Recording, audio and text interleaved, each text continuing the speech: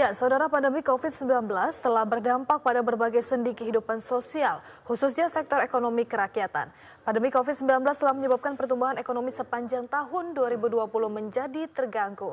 Dan selain itu, sektor usaha mikro kecil dan menengah atau UMKM juga mengalami tekanan akibat tidak dapat melakukan kegiatan usaha, sehingga kemampuan untuk memenuhi kewajiban kredit terganggu. Ya, untuk membahas masalah ini kami sudah terhubung secara virtual bersama Bapak Guntur Subakca, Asisten Staf Khusus Wakil Presiden Republik Indonesia bidang ekonomi dan keuangan. Selamat pagi Pak Guntur. Selamat pagi. Selamat pagi Anggia, selamat pagi Regina. Ya, Pak Guntur, terkait refleksi akhir tahun dan juga proyeksi ekonomi kerakyatan, kalau secara umum bagaimana Anda melihat dampak pandemi COVID-19 terhadap kinerja keuangan nasional di sepanjang tahun 2020? Baik, terima kasih. Kalau kita mencermati pandemi COVID-19 yang sudah berlangsung 10 bulan, ini memberikan dampak yang sangat besar terhadap ekonomi kerakyatan nasional, yaitu usaha-usaha mikro, kecil, menengah, di mana dampak COVID ini memberikan dampak yang multidimensi. Satu penelitian itu menyampaikan bahwa usaha-usaha kecil dan menengah khususnya termasuk juga usaha besar ini terdampak sekitar 83%. Mereka banyak dampak terutama dari sisi bahan baku dan pasar, dan di sisi lain juga ada pembatasan-pembatasan seperti PSBB menjadikan mereka sulit untuk melakukan aktivitas usaha sebagaimana pada umumnya. Tapi di sisi lain, pandemi COVID juga memberikan beberapa experience baru atau adaptasi baru bagi para usaha-usaha kecil, di mana transaksi-transaksi yang sifatnya digital sekarang justru mengalami peningkatan cukup signifikan. Kalau data beberapa penelitian menunjukkan ada dampak negatif yang dirasakan oleh usaha-usaha kecil itu mencapai 83%, tapi ada juga sekitar 5% mengalami dampak positif. Nah, yang terdampak positif seperti diberitakan di TVRI tadi adalah sektor-sektor tertentu, salah satunya di sektor makanan. Sektor makanan yang pelayanannya dilakukan secara delivery ke konsumen ini memberikan nilai tambah tersendiri. Tapi di sektor makanan yang sifatnya seperti resto, kafe-kafe justru juga mengalami dampak signifikan, dan mereka karena ada pembatasan tidak bisa melakukan operasional bisnis sebagaimana lazimnya.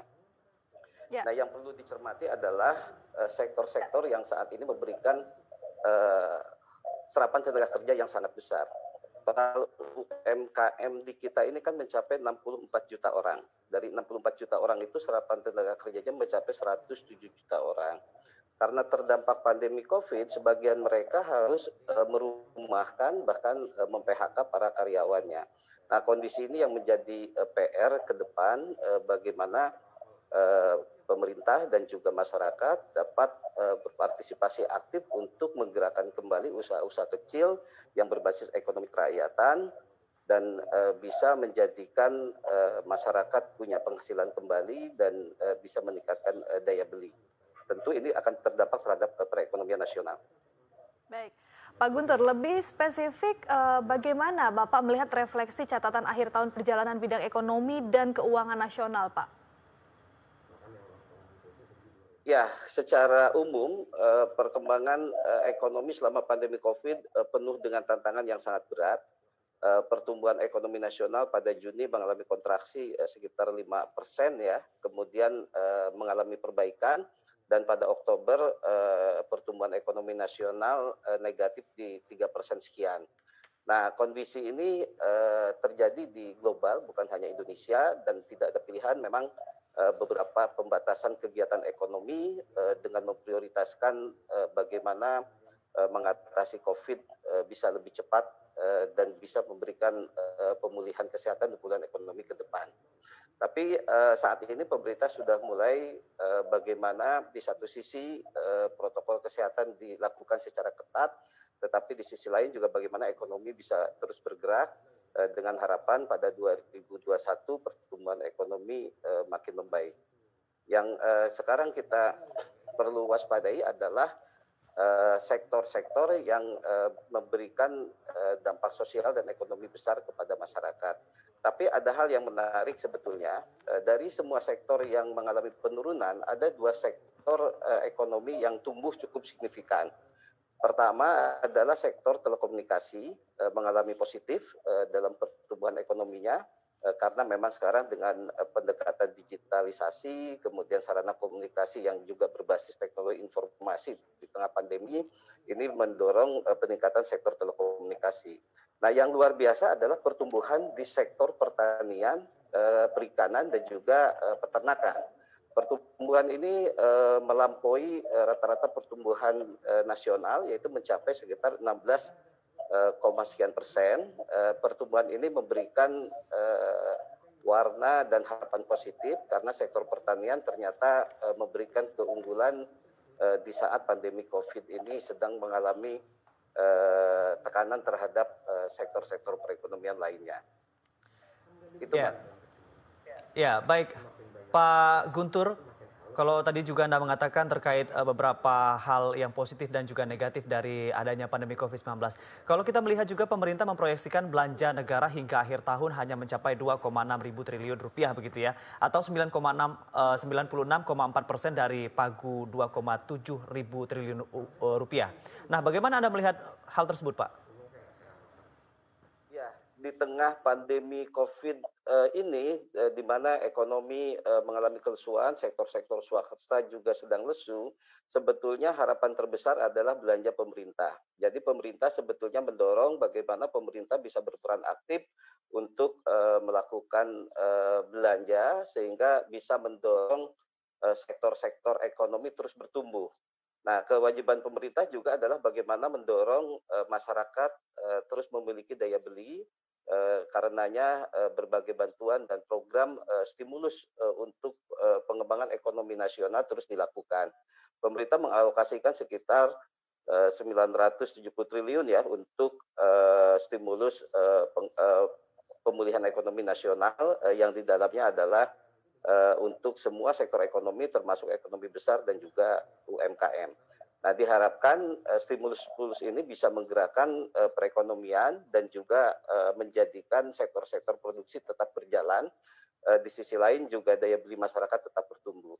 Pemerintah juga berusaha menekan dampak terhadap PHK akibat pandemi COVID ini, yaitu dengan memberikan beragam insentif terhadap perusahaan dan juga memberikan bantuan atau subsidi kepada tenaga kerja dan juga kepada masyarakat yang lapisan bawah.